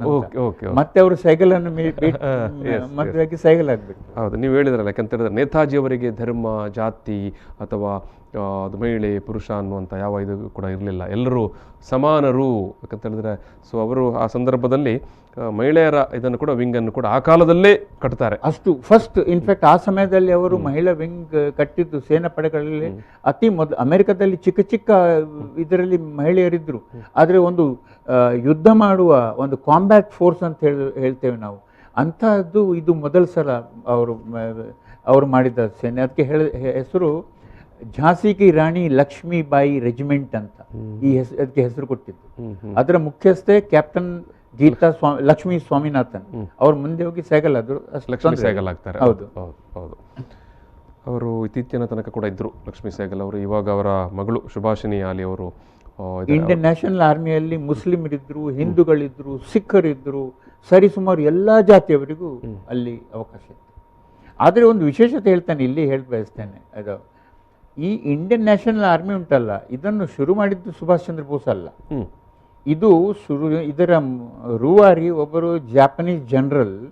ಅವರು ಅಲ್ಲಿ ಸುಭಾಷ್ ಚಂದ್ರ ಬೋಸ್ ಇರಲಿಲ್ಲ, ಆವಾಗಲೇ ಒಂದು ಇಂಡಿಯನ್ ನ್ಯಾಷನಲ್ ಆರ್ಮಿ ಅಂತ ಶುರು ಮಾಡಿದ್ದಾರೆ. ಒಂದು ಕ್ಯಾಪ್ಟನ್ ಮೋಹನ್ ಸಿಂಗ್ ಅಂತ ಒಬ್ಬರು ಇವರು ಸೇನಾಧಿಕಾರಿ. ಇವರು ಸಿಂಗಾಪುರ್ನ ಈ ಮ್ಯಾನ್ಮಾರ್ನಲ್ಲಿ ಎಲ್ಲ ಯುದ್ಧದಲ್ಲಿ ಭಾರತೀಯ ಸೇನಾ ಪಡೆಗಳ ತುಂಬ ಪ್ರಿಸನರ್ ಆಫ್ ವಾರ್ ಕೊಂಡೋಗಿದ್ರು. ಅಂಥವರನ್ನೆಲ್ಲ ಒಟ್ಟು ಕೂಡಿಸಿ ಒಂದು ಸೇನೆ ಮಾಡಿದ್ರು. ಅದಕ್ಕೆ ಒಂದು ಇಂಡಿಯನ್ ನ್ಯಾಷನಲ್ ಆರ್ಮಿ ಎಂಬ ಒಂದು ಹೆಸರು ಬಂದಿದ್ದು ಇವರಿಂದ, ಸುಭಾಷ್ ಬೋಸ್ನಿಂದ. ಆದರೆ ಅಂಥ ಒಂದು ಅಲ್ಲಿ ಆರ್ಮಿ ತಯಾರು ಮಾಡಿದ್ರು ಅವರು. ಆಮೇಲೆ ಅದು ಮಾತ್ರ ಡಿಸ್ಬ್ಯಾಂಡ್ ಆಗಿ ಹೋಯ್ತು ಏನೋ ಬೇರೆ ಬೇರೆ ಕಾರಣಗಳಿಗೆ, ಅದರಲ್ಲಿ ಶಕ್ತಿ ಇರಲಿಲ್ಲ. ಮತ್ತೆ ನೇತಾಜಿಯವರು ಅಲ್ಲಿ ಮುಟ್ಟುವಾಗ, ಮ್ಯಾನ್ಮಾರಿಗೆ ಸಿಂಗಾಪುರಿಗೆ ಮುಟ್ಟುವಾಗ ಇದನ್ನೇ ಪುನಃ ರಿವೈವ್ ಮಾಡಿದ್ರು. ಆಮೇಲೆ ಅದರಿಗೆ ಬಲ ಬಂತು, ಆನೆ ಬಲ ಬಂತು, ಶಕ್ತಿ ಬಂತು. ಆಮೇಲೆ ಅವರು ಅದನ್ನು ಮುಂದುವರಿಸಿ ಆಜಾದ್ ಹಿಂದ್ ಫೌಜ್, ನಮ್ಮ ಆಜಾದ್ ಹಿಂದ್ ಅಂತ ಒಂದು ಭಾರತದ ಒಂದು ಗವರ್ಮೆಂಟ್ ಅನ್ನೇ ಅಲ್ಲಿ ಸ್ಥಾಪನೆ ಮಾಡ್ತಾರೆ. ಹೌದು, ಪ್ರೊವಿಷನಲ್ ಸರ್ಕಾರವನ್ನು ಸ್ಥಾಪನೆ ಮಾಡ್ತಾರೆ. ಅದು 1944ರ ಅವಧಿಯಲ್ಲಿ. ಆಮೇಲೆ ಅದಕ್ಕೆ ರಂಗೂನನ್ನು ಅವರು ಕೇಂದ್ರ ಸ್ಥಾನವಾಗಿ ಆಪರೇಟ್ ಮಾಡ್ತಾರೆ. ನೀವು ನೇತಾಜಿಯವರನ್ನು ಅವರೊಬ್ಬ ಏನು ವೈವಿಧ್ಯತೆಯನ್ನು, ಅಂದರೆ ಭಾರತದ ಏನು ಬದುಕಿನ ಅಥವಾ ಭಾರತದ ಒಂದು ಸಂದರ್ಭದ ಇಡೀ ಒಂದು ವೈವಿಧ್ಯತೆಯನ್ನು ಅವರು ಪ್ರತಿನಿಧಿಸುವಂಥ ವ್ಯಕ್ತಿಯಾಗಿದ್ದರು ಅಂತ ಹೇಳಿದ್ರಿ. ಎಸ್, ಇವತ್ತು ಏನು ಭಾರತ ಸರ್ಕಾರ ಏನು ಪರಾಕ್ರಮ ದಿವಸ ಅಂತ ಆಚರಣೆ ಮಾಡ್ತಾ ಉಂಟು. ಅದೇ ಬೋಸ್ ಅವರ ಕರ್ಮಭೂಮಿ ಬಂಗಾಳ, ಪಶ್ಚಿಮ ಬಂಗಾಳದಲ್ಲಿ ಇವತ್ತು ಅವರು ಏನು ಅಲ್ಲಿ ಸರ್ಕಾರ ದೇಶ ನಾಯಕ್ ದಿವಸ್ ಅಂತ ಆಚರಿಸ್ತಾ ಉಂಟು, TMC ಸರ್ಕಾರ ಇವತ್ತು. ಇನ್ನೊಂದು ಕಡೆ ಏನು ಬೋಸ್ ಅವರು ಸ್ಥಾಪನೆ ಮಾಡಿದ ಆಲ್ ಇಂಡಿಯಾ ಫಾರ್ವರ್ಡ್ ಬ್ಲಾಕ್ ಪಕ್ಷ ಇದೆ. ಆ ಪಕ್ಷದವರು ದೇಶಭಕ್ತಿ ದಿನ ಅಂತ ಇವತ್ತು ಆಚರಣೆ ಮಾಡ್ತಾ ಇದ್ದಾರೆ. ಅವರವರ ಆಲೋಚನೆ, ಅವರವರ ಇದಕ್ಕೇನು ದೃಷ್ಟಿಕೋನಕ್ಕೆ ಇದು ಹಿತವಾಗುವಂತೆ. ಎಸ್, ನಾನು ಫಾರ್ವರ್ಡ್ ಬ್ಲಾಕ್ ಎಂಬುದುಂಟಲ್ಲ, ಇದು ನೇತಾಜಿ ಅವರು ಮಾಡಿದ್ದು ಯಾವಾಗ ಅವರು ಇಂಡಿಯನ್ ನ್ಯಾಷನಲ್ ಕಾಂಗ್ರೆಸ್ಸಿನ ಅಧ್ಯಕ್ಷರಾಗಿ ಚುನಾಯಿತರಾದ ನಂತರ, ಸರಿಸುಮಾರು ಒಂದು ವರ್ಷ 3 ತಿಂಗಳು ಇದ್ದ ನಂತರ ಅವರಿಗೆ ಮತ್ತೆ ಜವಾಹರ್ಲಾಲ್ ನೆಹರುವಿಗೆ ವ್ಯತ್ಯಾಸ ಬಂತು. ಮಹಾತ್ಮ ಗಾಂಧಿ ಅವರ ಅಧ್ಯಕ್ಷರಾಗಿರ್ತಾರೆ. ಅವರು ಒತ್ತಡ ಹಾಕಿ ಇವರನ್ನು ಹೊರಗೆ ಹಾಕಿದ್ರು. ಎಲ್ಲಿಂದ? INC ಇಂದ, ಇಂಡಿಯನ್ ಕಾಂಗ್ರೆಸ್. ಆ ಟೈಮ್ನಲ್ಲಿ ಹೊರಗೆ ಬಂದವರು ಇಂಡಿಯನ್ ನ್ಯಾಷನಲ್ ಫಾರ್ವರ್ಡ್ ಬ್ಲಾಕ್ ಎಂಬ ಒಂದು ಸಂಸ್ಥೆಯನ್ನು ಸ್ಥಾಪಿಸಿದರು. ಎಸ್, ಈಗ ನಾವು ನೇತಾಜಿಯವರನ್ನು ನೀವು ಅನೇಕ ವಿಚಾರಗಳನ್ನು ಇಲ್ಲಿ ಹೇಳಿದ್ರಿ. ನೀವು ಬೇರೆ ಯಾವ ವಿಚಾರಗಳನ್ನು ನಿಮಗೆ ಸ್ಫೂರ್ತಿ ನೆನಪಿಸ್ಕೊಳ್ಬೇಕು, ಇವತ್ತಿನ ಹೊಸ ತಲೆಮಾರಿನ ಜನರಿಗೆ, ವಿದ್ಯಾರ್ಥಿಗಳಿಗೆ, ಯುವಕರಿಗೆ ಹೇಳಬೇಕು? ನೋಡಿ, ಒಂದು ವಿಷಯ ನಾನು ಹೇಳ್ತೇನೆ. ನಾವು ಒಂದು ಭಾರತೀಯ ಸೇನಾ ಪಡೆಗಳಲ್ಲಿ ಅಥವಾ ಈಗ ಎಲ್ಲಿಯೂ ನಾವೊಂದು ಶಬ್ದವನ್ನು ಉಚ್ಚರಿಸ್ತಾ ಇದ್ದೇವೆ, ಜೈ ಹಿಂದ್ ಅಂತ. ಹೌದು, ಈ ಜೈ ಹಿಂದ್ ಎಂಬ ಶಬ್ದ ಬಂದದ್ದು ನೇತಾಜಿ ಅವರಿಂದ. ಅದನ್ನು ಅವರೊಬ್ಬರು ಮುಸ್ಲಿಂ ಫ್ರೆಂಡ್ ಇದ್ರು, ಅವರಿಗೆ ಇದು ವರ್ಡ್ ಕಾಯಿನ್ ಮಾಡಿದ್ದು. ಇದನ್ನು ನೀವು ಹೇಳಬೇಕು, ಈ ಇಂಡಿಯನ್ ನ್ಯಾಷನಲ್ ಆರ್ಮಿ ಮತ್ತು ನಮ್ಮ ಅವರ ಆಜಾದ್ ಹಿಂದ್ ರಾಜ್ಯಕ್ಕೆ ಇದೊಂದು ನಾಣ್ಣುಡಿ, ಅವರನ್ನು ಕ್ಯಾಪ್ಷನ್ ಆಗಿ ಘೋಷಣೆಯಾಗಿ. ಸೊ ಅವರು ಅವಾಗ ಅದನ್ನು ಜೈ ಹಿಂದ್ ಎಂಬ ಶಬ್ದವನ್ನು ಇವತ್ತು ನಾವೆಲ್ಲ ಉಪಯೋಗಿಸ್ತಾ ಇದ್ದೇವೆ ಅದನ್ನು. ನಾವು ಒಬ್ಬರನ್ನೊಬ್ಬರು ಭೇಟಿಯಾಗುವಾಗಲೂ ಮಿಲಿಟರಿಯಲ್ಲಿ ಈಗ ನಮಸ್ಕಾರ ಕೊಡೋ ಬದಲು ಹೇಳ್ತಾರೆ ಜೈ ಹಿಂದ್ ಸಾಬ್, ಜೈ ಹಿಂದ್, ಎಂಬುದಕ್ಕೊಂದು ಇಂಟ್ರೊಡಕ್ಷನ್. ಇದು ಅವರಿಂದ ಬಂದದ್ದು, ನೇತಾಜಿ ಅವರು ಇದನ್ನು ಚಲಾಯಿಸಿದವರು ಈ ಶಬ್ದವನ್ನು. ಸೊ ಅಂತ ಒಂದು ಅದು ದೇಶ ಪ್ರೇಮದ ಇದು ಅವರಿಗೆ, ಅದು ಈ ಭಾರತ ದೇಶಕ್ಕಾಗಿ ಏನು ಇದ್ರು ಮಾಡ್ಲಿಕ್ಕೆ ತಯಾರಿದ್ರು. ಅಂತ ಒಂದು ವಿಶೇಷ ಗುಣವುಳ್ಳ ಮನುಷ್ಯ ಅವರು. ಇದು ನೇತಾಜಿ ಅವರನ್ನು ಅದೇ ಅವರ ಆಜಾದ್ ಹಿಂದ್ ಫೌಜ್ ಅಥವಾ ಇಂಡಿಯನ್ ನ್ಯಾಷನಲ್ ಆರ್ಮಿಯನ್ನು ನಾವು ನೆನಪಿಸುವ ಸಂದರ್ಭದಲ್ಲಿ ನೀವು ಆಗಲೇ ಹೇಳಿದಿರಿ, ಇಡೀ ಏನೊಂದು ಭಾರತದ ಡೈವರ್ಸಿಟಿ, ವೈವಿಧ್ಯತೆಯ ಬಗ್ಗೆ ಭಾರಿ ತೀವ್ರವಾದ ನಂಬಿಕೆ ಇದ್ದವರು ನೇತಾಜಿಯವರು ಅಂತ. ಎಸ್, ಆ ಕಾರಣಕ್ಕಾಗಿ ಇರಬೇಕು ಅವರು. ನಾನೊಂದು ಭಾರತದ ಸ್ವಾತಂತ್ರ್ಯ ಹೋರಾಟ ಮಾಡಲಿಕ್ಕೆ ಸೈನ್ಯವನ್ನು ಕಟ್ತೇನೆ ಅಂತ ಹೇಳುವಾಗ ಇಡೀ ದೇಶದಿಂದ ಜನ ಬರ್ತಾರೆ ಅವರ ಮುಂದೆ. ನೀವು ಹೇಳಿದಾಗೆ ಜಾತಿ, ಮತ, ಧರ್ಮ ಎಲ್ಲ ಬ್ಯಾರಿಕೇಡ್ಗಳನ್ನು ಬಿಟ್ಟು. ಸೊ ನಾವು ಮಂಗಳೂರಿನಲ್ಲಿ ನೆನಪು ಮಾಡಿಕೊಳ್ಳುವಾಗ ಅತ್ತಾವರ ಯಲ್ಲಪ್ಪ ಅವರು, ಹೌದು, ನೇತಾಜಿಯವರ ಆಜಾದ್ ಹಿಂದ್ ಫೌಜ್ನಲ್ಲಿ ಇಂಡಿಯನ್ ನ್ಯಾಷನಲ್ ಆರ್ಮಿಯಲ್ಲಿ ಒಬ್ಬ ಸೈನಿಕನಾಗಿ ಕೆಲಸ ಮಾಡಿದವರು ನೇತಾಜಿ ಅತ್ತಾವರ ಯಲ್ಲಪ್ಪ ಅವರು ಮಂಗಳೂರಿನವರು, ಅತ್ತಾವರದವರು. ಸೊ ಆನಂತರ ಇತ್ತೀಚಿನ ಸಂದರ್ಭದಲ್ಲಿ ಅತ್ತಾವರ ಯಲ್ಲಪ್ಪ ಅವರ ಮಕ್ಕಳು ಮಂಗಳೂರಿನ ತೊಕ್ಕೋಟಿನಲ್ಲಿ ಒಂದು ಆಸ್ಪತ್ರೆಯನ್ನು ಮಾಡ್ತಾರೆ. ಅದು ನೇತಾಜಿ ಯಲ್ಲಪ್ಪ ಆಸ್ಪತ್ರೆ ಅಂತ. ಆ ಆಸ್ಪತ್ರೆಯ ಉದ್ಘಾಟನೆಗೆ ಇದೇ ಕ್ಯಾಪ್ಟನ್ ಲಕ್ಷ್ಮಿಯವರು ಬರ್ತಾರೆ. ನೇತಾಜಿಯವರು ಕಟ್ಟಿದಂಥ ಆಜಾದ್ ಹಿಂದ್ ಫೌಜ್ ಇಂಡಿಯನ್ ನ್ಯಾಷನಲ್ ಆರ್ಮಿಯ ಮಹಿಳಾ ವಿಂಗನ ಕಮಾಂಡರ್ ಆಗಿ ಸೇವೆ ಸಲ್ಲಿಸಿದ್ದಂಥ ಕ್ಯಾಪ್ಟನ್ ಲಕ್ಷ್ಮಿಯವರು ಬಂದು ಮಂಗಳೂರಿನ ತೊಕ್ಕೋಟ್ನಲ್ಲಿ ನೇತಾಜಿ ಯಲ್ಲಪ್ಪ ಆಸ್ಪತ್ರೆಯನ್ನು ಉದ್ಘಾಟನೆ ಮಾಡ್ತಾರೆ. ಎಸ್ ಎಸ್ ಎಸ್ ಇದೆಲ್ಲ ನಾವು ನೆನಪಿಸಬೇಕಾದದ್ದು. ಇವತ್ತಿಗೆ ಕೂಡ ಕ್ಯಾಪ್ಟನ್ ಲಕ್ಷ್ಮೀ ಸೈಗಲ್ ಅವರ ಮಗಳು ಸುಭಾಷಿಣಿ ಆಲಿ ಅಂತ, ಅವರು ಇವತ್ತಿಗೆ ಕೂಡ ಎಡಪಕ್ಷಗಳ ಮೂಮೆಂಟ್ನಲ್ಲಿ ಸಕ್ರಿಯರಾಗಿದ್ದಾರೆ. ಹೌದು, ಸುಭಾಷಿಣಿ ಆಲಿ ಅವರು. ಹೌದು. ಸೊ ಇದು ಯಾಕೆ ಉಲ್ಲೇಖಿಸಿದೆ ಅಂತ ಹೇಳಿದ್ರೆ, ನೀವು ಹೇಳಿದಾರಲ್ಲ, ನೇತಾಜಿ ಅವರಿಗೆ ಇಡೀ ದೇಶದ ಒಂದು ವೈವಿಧ್ಯತೆಯ ಬಗ್ಗೆ ಒಂದು ತುಂಬ ಅಭಿಮಾನ ಇತ್ತು. ಮತ್ತು ಅವರು ಯಾವತ್ತೂ ಕೂಡ ಅದನ್ನೇ ಉಲ್ಲೇಖ ಮಾಡ್ತಾಯಿದ್ರು. ನಾವು ಒಂದು ಧರ್ಮ, ಒಂದು ಪಂಥದ ವಿಚಾರಧಾರೆಯನ್ನಿಟ್ಟುಕೊಂಡು ಹೋಗಿ ನಾವು ಬ್ರಿಟಿಷರನ್ನು ಎದುರಿಸಲಿಕ್ಕೆ ಆಗುವುದಿಲ್ಲ. ನಾವು ಇಡೀ ಭಾರತ ಒಂದು ಅನ್ನೋದನ್ನು ತೋರಿಸಬೇಕು. ಆ ಮೂಲಕವೇ ನಾವು ನಮ್ಮ ಶಕ್ತಿಯನ್ನು ತೋರಿಸಬೇಕು ಅಂತ. ಸೊ ಹಾಗಾಗಿ ಅವರ ಆ ಕರೆಗೆ ಹೋಗೊಟ್ಟು ದೇಶದಿಂದ ಎಲ್ಲ ಮೂಲೆಗಳಿಂದ ಬಂದು ಅವರ ಸೈನ್ಯದಲ್ಲಿ ಸೇರಿಕೊಳ್ತಾರೆ. ಹೌದು, ಒಂದು ಉದಾಹರಣೆ ಅತ್ತಾವರ ಯಲ್ಲಪ್ಪ ಅವರು. ಬಹಳ ಸಂತೋಷ. ಎಸ್ ಸರ್, ನೀವು ನಿಮ್ಮ ಸೈನ್ಯದಲ್ಲಿ ಇರುವಾಗ ನಿಮ್ಮ ಸಹ ಸೈನಿಕರೆಲ್ಲ ನೇತಾಜಿ ಅವರನ್ನು ಮಾತಾಡಿಕೊಳ್ಳುವಾಗ ಏನು ಹೇಳ್ತಾ ಇದ್ರು? ನೋಡಿ, ನಮ್ಮಲ್ಲಿ ಸೇನಾ ಪಡೆಗಳಲ್ಲಿ ಬೇರೆ ಬೇರೆ ಈ ಗ್ರೂಪ್ಸ್ ಇರುತ್ತೆ ಅಂತ ಟ್ರೈನಿಂಗ್ ಪೀರಿಯಡ್ನಲ್ಲಿ. ಕೆಲವು ಕಡೆಯಲ್ಲಿ ಈಗಲೂ ಇದೆ, ಕೆಲವು ನಮ್ಮ ಸೈನಿಕ್ ಸ್ಕೂಲ್ಗಳಲ್ಲಿ ನೇತಾಜಿ ಸುಭಾಷ್ ಬೋಸ್ ಹೌಸ್, ರಾಣಾ ಪ್ರತಾಪ್ ಹೌಸ್, ಹಾಗೆ ನಮ್ಮ ಮುಂದಿನ ಕಾಲದ ನಮ್ಮ ಹೀರೋಗಳನ್ನು ವರ್ಷಿಪ್ ಮಾಡಿ ಅವರ ನೆನಪು ಮುಂದುವರಿಸಿದೆ. ಸೊ ನೇತಾಜಿ ಸುಭಾಷ್ ಬೋಸ್ ಈಗಲೂ ನಮ್ಮ ಸೇನಾ ಪಡೆಗಳಲ್ಲಿ ಅವರ ಹೆಸರು ಚಾಲು. ಬೇರೆ ಬೇರೆ ಕಾರಣಗಳಿಂದ ಮತ್ತೊಂದು ಅಭಿಮಾನ ತುಂಬ ಉಂಟು ಅವರ ಮೇಲೆ, ತುಂಬಾ ಜಾಸ್ತಿ ಉಂಟು ಸೇನೆ ಪಡೆ. ಬಟ್ ನಾವು ಇವತ್ತು ಶಾಲೆ ಕಾಲೇಜುಗಳಲ್ಲಿ ಕೂಡ ನೋಡ್ತೇವೆ, ನೀವು ಹೇಳಿದಾಗೆ ಸ್ಕೂಲ್ಗಳಲ್ಲಿ, ಕಾಲೇಜುಗಳಲ್ಲಿ ಮಕ್ಕಳದ್ದು ಬೇರೆ ಬೇರೆ ತಂಡ ಮಾಡುವಾಗ ಸ್ವಾಭಾವಿಕವಾಗಿ ಒಂದು ತಂಡಕ್ಕೆ ನೇತಾಜಿ ಅಂತಲೇ ಹೆಸರು. ಹೌದು, ಯಾವಾಗಲೂ ಇರುತ್ತೆ. ನೀವು ಶಾಲೆಗಳಲ್ಲಿ ಹೋಗಿ ನೇತಾಜಿ ಸ್ಕ್ವಾಡ್ ಒಂದು ಯಾವಾಗಲೂ ಇರುತ್ತೆ. ಒಂದು ನೇತಾಜಿ ಹೌಸ್ ಉಂಟು ಅಥವಾ ಇನ್ನೊಂದು ಏನಾದ್ರೂ ಒಂದು ಇರುತ್ತೆ ನೇತಾಜಿ ಸುಭಾಷ್ ಬೋಸ್. ಅಷ್ಟರ ಮಟ್ಟಿಗೆ ಆ ನೇತಾಜಿ ಅವರ ಒಂದು ಪ್ರೇರಣೆ ಇವತ್ತಿಗೆ ಕೂಡ ನಮ್ಮಲ್ಲಿ ಉಳಿದು. ಖಂಡಿತವಾಗಿ ನಾವು ನೇತಾಜಿ ಅವರನ್ನು ನೆನಪಿಸುವುದು ಬಹುಶಃ ಅದೊಂದು ನಮ್ಮ ಕರ್ತವ್ಯವೇ ಅದು. ಹೌದು. ನೀವು ಈ ಸಂದರ್ಭದಲ್ಲಿ ಇವತ್ತಿನ ಯುವ ಜನರಿಗೆ, ವಿದ್ಯಾರ್ಥಿಗಳಿಗೆ ಏನು ಸಂದೇಶವನ್ನು ಕೊಡಲಿಕ್ಕೆ ಬಯಸ್ತೀರಿ ನೇತಾಜಿಯವರ ಜನ್ಮ ದಿನಾಚರಣೆಯ ಸಂದರ್ಭದಲ್ಲಿ? ನೇತಾಜಿಯವರಿಗೆ ದೇಶ ಪ್ರೇಮದ ಬಗ್ಗೆ, ಅವರಿಗೆ ಇದ್ದ ಕಾಳಜಿ, ಅದರ ಬಗ್ಗೆ ಎರಡು ಮಾತಿಲ್ಲ. ಅತೀಯಾದ ದೇಶ ಪ್ರೇಮ ಇತ್ತು. ನಾವು ಅದನ್ನೇ ನೋಡಿಕೊಳ್ಳುವ. ನಮ್ಮ ಯುವ ಜನತೆಗೆ ಇವತ್ತು ದೇಶ ಪ್ರೇಮದ ಬಗ್ಗೆ ಕಾಳಜಿ ಇರಬಹುದು, ಆದರೆ ನಾವು ಅದನ್ನು ಅಷ್ಟು ಒಂದು ತೋರಿಸ್ತಾ ಇಲ್ಲ. ಒಂದು ಉದಾಹರಣೆ ಕೊಡ್ತೇನೆ ನಾನು. ಅಂತಾರಾಷ್ಟ್ರೀಯ ಮಟ್ಟದಲ್ಲಿ ಬೇರೆ ಬೇರೆ ಇದರಲ್ಲಿ ಸರ್ವೆ ಮಾಡಿದ್ರು. ಒಂದು PU ಇಂಟರ್ನ್ಯಾಷನಲ್ ಸರ್ವೆ ಸಂಸ್ಥೆ ಉಂಟು, ಅವರು ಸರ್ವೆ ಮಾಡಿದ್ರು. 1 ರಿಂದ 4 ಮಾರ್ಕು ಯಾವ ದೇಶ ಜಗತ್ತಿನಲ್ಲಿ ಅತಿ ಪೇಟ್ರಿಯೋಟಿಕ್ ಕಂಟ್ರಿ, ಅಂದರೆ ಅತಿ ದೇಶಪ್ರೇಮ ಇರುವ ಜನರು, ದೇಶಪ್ರೇಮ ಇರುವ ಕಂಟ್ರಿ ಯಾವುದು ಅಂತ ಅದರ ಬಗ್ಗೆ 1 ರಿಂದ 4 was the highest most patriotic, one was the least patriotic. Naturally, United States of America is the most patriotic country in the world. ಆ ಸಂಸ್ಥೆಯ ಸರ್ವೆ ಪ್ರಕಾರ. ಆದರೆ ನಾವು ಭಾರತ ಹಿಂದೆ ಇಲ್ಲ.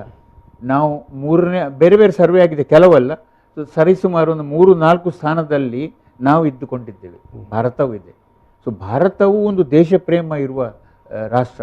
ಆದರೆ ನಮ್ಮ ದೇಶ ಪ್ರೇಮ ಎಂಬುದು ನೋಡಿ, ದೇಶ ಪ್ರೇಮ ಎಂಬುದು ಒಂದು ಕೊನೋಟೇಷನ್. ಈಗ ಅದು ವಿಷಯ ದೇಶ ಪ್ರೇಮದ ಬಗ್ಗೆ ಮಾತನಾಡಲಿಕ್ಕೆ ಇಲ್ಲ, ಅದ ಕಾರಣ ನಾನು ಅದರಲ್ಲಿ ಸಮಯ ಹೆಚ್ಚು ತಗೊಳ್ಳೋದಿಲ್ಲ. ಆದರೆ ಈ ನಮ್ಮ ಯುವ ಜನತೆಗೆ ಈಗಲೂ ದೇಶ ಪ್ರೇಮದ ಕಾಳಜಿ ಇದ್ದಿರ್ಬೋದು, ಆದರೆ ಕೆಲವು ವಿಷಯಗಳಲ್ಲಿ ಅವರು ಅದನ್ನು ತೋರಿಸ್ತಾ ಇಲ್ಲ. ಉದಾಹರಣೆಗೆ ನಾನು ಹೇಳ್ತೇನೆ, ಒಂದು ಕಾರ್ಯಕ್ರಮ ಆಯಿತು, ಕೊನೆಯಲ್ಲಿ ರಾಷ್ಟ್ರಗೀತೆ ಹಾಡುವ ಇದು ಬಂತು, ನ್ಯಾಷನಲ್ ಆಂಥೆಮ್ ಹಾಡ್ತಾ ಇದ್ದಾರೆ, ಜನರು ಸೀದಾ ಎದ್ದು ಹೋಗುದೇ ಏನಿಲ್ಲ. ಆಕ್ಚುಲಿ ನ್ಯಾಷನಲ್ ಆಂಥೆಮ್ ಹಾಡುವಾಗ ನಾವು ಹಾಡಬೇಕು, ನಮಗೆ ಗೊತ್ತಿದ್ರೆ ಹಾಡಬೇಕು ನಾವು ಅದನ್ನು. ಅದು ಏನಿಲ್ಲ, ಸೀದಾ ಸುದ್ದಿ ಮಾತಾಡಿಕೊಂಡು ಹಿಂದೆ ಮುಖ ಮಾಡಿಕೊಂಡು ಹೋಗ್ತಾ ಇರ್ತಾರೆ. ನಾವು ಕಾಣ್ತದೆ ಅಲ್ಲಿ ಜನರಲ್ಲಿ ಹೋಗ್ತಾ ಇದ್ದಾರೆ. ಅದು ತೋರಿಸುತ್ತೆ ದೇಶ ಪ್ರೇಮ ಇದ್ದಿರ್ಬೋದು ಅವರಲ್ಲಿ, ಆದರೆ ಅದನ್ನು ನಮ್ಮ ಜೀವನದಲ್ಲಿ ಅಳವಡಿಸಿಕೊಳ್ಳಬೇಕು. ಅದು ಅಳವಡಿಸಿಕೊಳ್ಬೇಕು. Yes sir. ಇದು ಕರ್ನಲ್ ನೆಟ್ಟೆಗುತ್ತು ಶರತ್ ಭಂಡಾರಿಯವರು ಇವತ್ತು ತುಂಬ ಚೆನ್ನಾಗಿ ನೇತಾಜಿಯವರನ್ನು ನಮಗೆ ಕಟ್ಟಿಕೊಟ್ಟಿದ್ದಾರೆ. ಅವರ ಒಂದು ಸೈನ್ಯದ ಅನುಭವದ ಹಿನ್ನೆಲೆಯಲ್ಲಿ ತುಂಬ ಚೆನ್ನಾಗಿ ಹೇಳಿದ್ದಾರೆ. ಕೊನೆಯದಾಗಿ ವಿದ್ಯಾರ್ಥಿ ಜನರಿಗೆ ಕೂಡ ದೇಶಪ್ರೇಮ ಅನ್ನುವುದನ್ನು ಕೂಡ ನಾವು ಮೈಗೂಡಿಸ್ಕೊಳ್ಬೇಕು ಅನ್ನುವಂಥ ವಿಚಾರವನ್ನು ಕೂಡ ನಮ್ಮ ಮುಂದೆ ಇಟ್ಟಿದ್ದಾರೆ. ನಮ್ಮ ಈ ಒಂದು ಸಂವಾದದಲ್ಲಿ ಇಷ್ಟೊತ್ತು ಭಾಗವಹಿಸಿದ್ದಕ್ಕಾಗಿ ನಾನು 81 ವರ್ಷದ ವಯಸ್ಸಿನ ಯುವಕ ಶರತ್ ಭಂಡಾರಿ ಅವರಿಗೆ ಪ್ರೀತಿಯ ಧನ್ಯವಾದಗಳು. ತುಂಬ ಧನ್ಯವಾದಗಳು. Thank you very much. ಅದೇ ರೀತಿಯಾಗಿ ನಾವು ಈ ಒಂದು ಸಂವಾದ ಸಂದರ್ಭದಲ್ಲಿ ಇವತ್ತು ಶಿಕ್ಷಕ ಅರವಿಂದ ಚೊಕ್ಕಾಡಿಯವರು ಮಾತನಾಡಿದಂಥ ವಿಚಾರಗಳನ್ನು ಕೂಡ ನಾವು ಈ ಸಂದರ್ಭದಲ್ಲಿ ಪ್ಲೇ ಮಾಡಿದ್ದೇವೆ. ಅವರಿಗೆ ಕೂಡ ನಾನು ಪ್ರೀತಿಯ ಧನ್ಯವಾದ ಸಮರ್ಪಣೆ ಮಾಡ್ತಿದ್ದೇನೆ. ವೀಕ್ಷಕರೇ, ಇವತ್ತು ಪರಾಕ್ರಮ ದಿವಸದ ಸಂದರ್ಭದಲ್ಲಿ ನಾವು ನೇತಾಜಿಯವರನ್ನು ನೆನಪು ಮಾಡಿಕೊಂಡಿದ್ದೇವೆ. ನೇತಾಜಿಯವರನ್ನು ಮತ್ತೆ ಮತ್ತೆ ನೆನಪು ಮಾಡಿಕೊಳ್ಳುವುದು ನಮ್ಮ ಕರ್ತವ್ಯ ಆಗಬೇಕು. ಇಷ್ಟು ಹೇಳಿ ಈ ಒಂದು ಸಂವಾದವನ್ನು ಮುಗಿಸ್ತಾ ಇದ್ದೇನೆ. ನಮಸ್ಕಾರ. ಪ್ರಚಲಿತ ಈ ಕಾರ್ಯಕ್ರಮದ ಪ್ರಾಯೋಜಕರು ರೋಹನ್ ಕಾರ್ಪೊರೇಷನ್, ಸಹ ಪ್ರಾಯೋಜಕರು father Muller's charitable trust, SDM college Ujire, VK furniture and electronics.